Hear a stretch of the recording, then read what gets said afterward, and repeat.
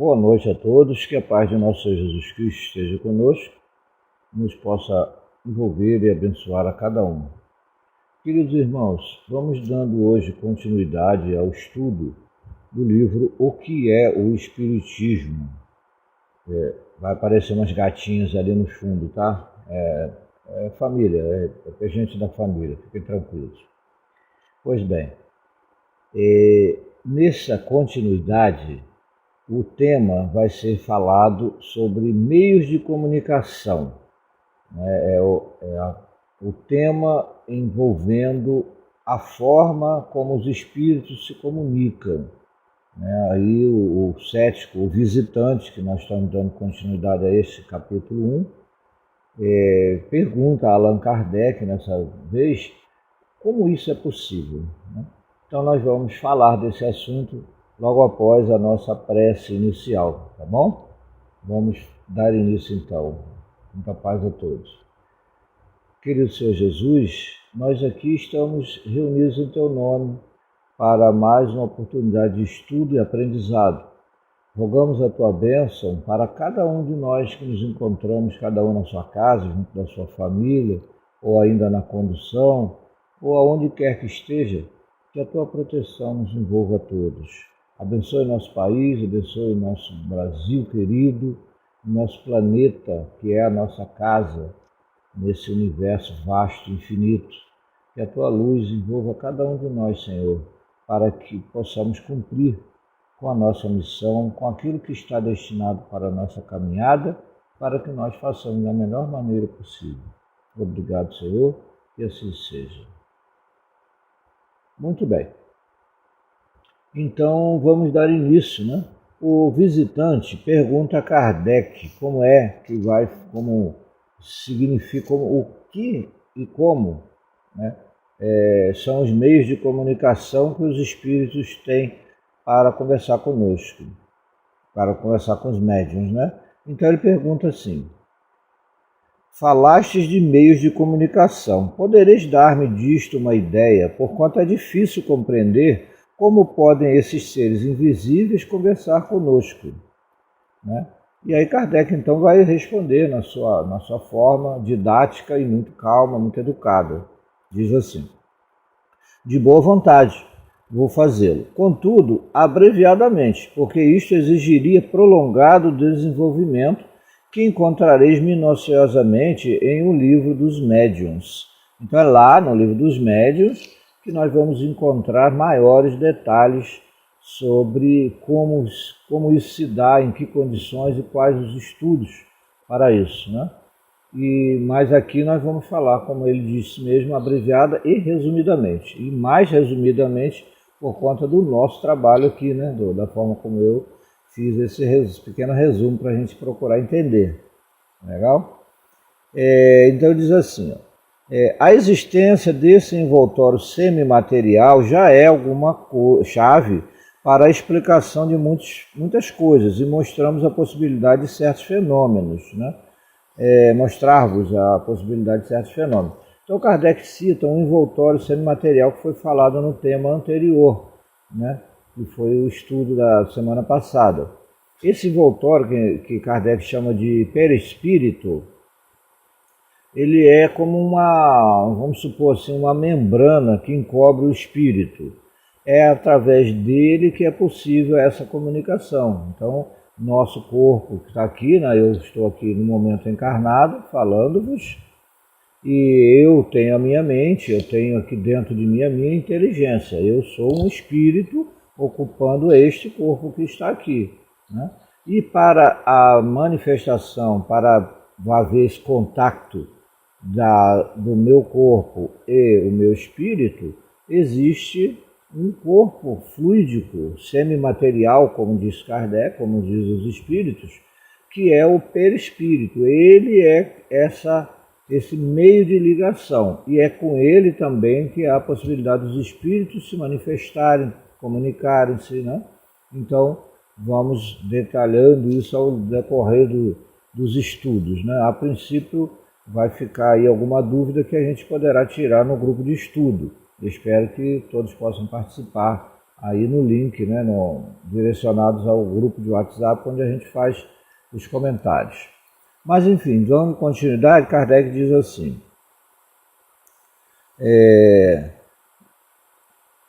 Kardec cita a intuição, né?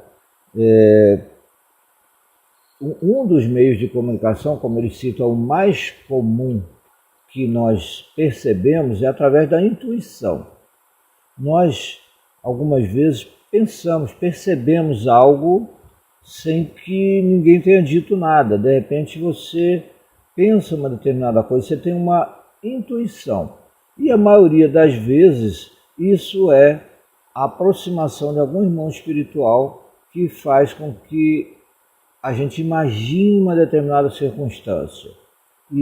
Esse fenômeno é um dos mais corriqueiros e mais comuns e é o que é também uma das formas, né, de atuação do fenômeno mediúnico. Então ele cita este fenômeno chamado intuição. Como diz Kardec, é o mais comum. E vai mais adiante. Pancadas, sim ou não, né, sons designando as letras do alfabeto, também comunicação dos espíritos, né, é um meio que foi utilizado antigamente, né, a gente vai compreender isso melhor nos estudos que se fazem a respeito de como iniciou-se a comunicabilidade entre os espíritos, né, o estudo mais antigo oficial que se tem de que um espírito que estava numa casa e as pessoas, as meninas dessa casa pressentiam, mas queriam saber como era isso, o que ele estava fazendo, o que ele queria e tudo. E aí estabeleceu-se uma comunicação através de pancadas, né? Uma pancada quer dizer sim, duas pancadinhas quer dizer não, como se estivesse batendo num móvel ou coisa assim, né? Então foi se estabelecendo ali um meio para compreender isso, para comunicar-se com o espírito. Então esse é um dos meios de comunicação, que é o tema do nosso assunto de hoje, né? E existe o seguinte ainda, às vezes a pancada, quando nós ouvimos uma batida numa janela, numa porta, a gente tem a impressão, como é de costume, que a pancada está se dando por cima, é claro, a gente não tem alcance na matéria por dentro. Então você ouve a batida em cima, né, do objeto, na porta, do lado de fora, do lado de dentro, seja como for. Mas também acontece as pancadas dentro da substância dos corpos. Imagina você por dentro de uma mesa, e não por cima ou por baixo, mas como se fosse dentro da própria substância, dentro dos átomos daquela madeira ali, né? Ou da parede, né? Também isso foi constatado por Kardec na época das suas pesquisas, né? E aí ele vai falar. Só que posteriormente a escrita substituiu esses meios, né? O uso de um objeto móvel, né? Que na época foi se usado, a gente estuda isso no livro dos médiuns, né? Imaginem vocês uma cestinha, uma prancheta com um lápis preso, né, numa extremidade, e o médium colocando a mão na borda dessa cestinha, com o lápis ali preso, né? A gente pode ter uma noção, e as mãos dele, do médium ali, a cesta, conforme ia se movimentando, ia traçando caracteres no papel, né? Aí a gente vê também a dificuldade que é, né? A gente já tem dificuldade em escrever com um lápis ou a caneta na mão. Agora imagina numa cesta presa, uma pequena cestinha, e escrevendo pelo papel, né? Então, uma dificuldade muito grande. Porém, isso também serviu para mostrar a independência do médium naquela circunstância, como Kardec fala. Apoiou a mão, como é que ele vai escrever e às vezes sem olhar o que ele está escrevendo e sair dali uma comunicação, um ditado, né, que possibilite que alguém que faz uma pergunta tenha uma resposta, né, ali naquelas condições. Então dá para se perceber nisso que o médium não está sendo, não está ele mesmo fazendo aquilo ali, e algumas vezes sem que ninguém perguntasse nada, a escrita vai acontecendo, né? Então, mostra isso, que há esse outro comunicante e que a pessoa que está sendo um instrumento, ele é apenas um meio de comunicação entre o espírito e a pessoa, entre o plano carnal, vamos dizer assim, né? Bom lembrar que a palavra médium, né, que vem do grego, significa meio. E nesse caso, né, meio de quê? Meio de comunicação, né, entre o mundo invisível e o mundo visível para nós. Tá bom? As gatinhas estão lá fazendo bagunça, pessoal, não reparem não. Vamos focar no estudo, tá bom? Então, esse tempo passou, né? Depois reconheceu-se a inutilidade desse intermediário, né, que não é senão uma complicação de meios, como disse Kardec, né? Ele pode escrever segurando o lápis, né? Os espíritos manifestam-se ainda e podem transmitir seus pensamentos por sons articulados que se fazem ouvir no ar, né, no interior do equipamento, né, como nós já dissemos, né? Pode se comunicar através de desenhos, né? Existe a possibilidade da música, de ouvir-se o som no ar. Talvez alguns de vocês que estejam ouvindo esse estudo hoje, em algum momento já ouviram, de repente, como se fosse uma voz passando no ar, uma música onde não tinha nenhuma música, né? O médium fazer um desenho, se ele não tem capacidade nenhuma de fazer algum tipo de desenho, desenhar com as mãos fechadas, com os olhos fechados, e sair realmente um desenho e uma assinatura de algum pintor, né? Então, são vários os meios, né? E o espírito atua diretamente sobre a mão do médium, e há casos do médium estar escrevendo e, vamos dizer assim, não se dá conta, não observar o que ele está escrevendo. É o que Kardec classificou como médium mecânico. Quer dizer, o espírito toma a minha mão, né, à esquerda, que eu por exemplo, não sou canhoto, mas ele pode tomar uma mão e usar aquela que eu menos escrevo, aquela que eu nem uso para a escrita, e pode sair uma escrita perfeita. E é claro que isso vai dar a ideia de que muito maior independência tem o eu com relação ao fenômeno que está acontecendo. É também uma prova, né, viva de que há uma outra inteligência, utilizando-se apenas do meu corpo através dos fluidos que eu tenho para a comunicabilidade, né? Como isso é possível, né? Existe o fenômeno e não se pode negar, é fato, né? Então, e também o visitante, ele pergunta a Kardec, se quisesse ele, não perguntando, poderia também fazê-lo? Aí Kardec fala para ele, se você tiver o dom mediúnico, isso é perfeitamente possível, né? É simples até, é perfeitamente cabível, possível que haja comunicação. Porém, eu não aconselho, nas palavras de Kardec, né?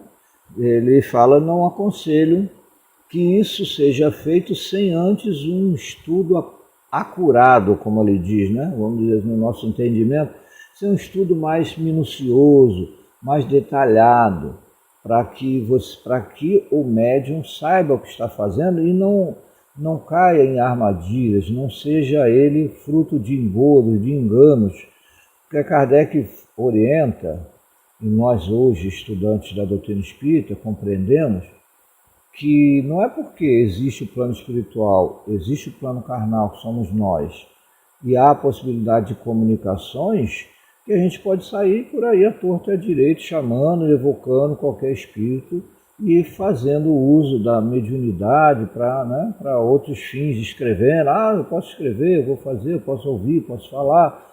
Não é por aí. Existe todo um estudo necessário, os cuidados para que se dê esse fenômeno, para que aconteça isso, né?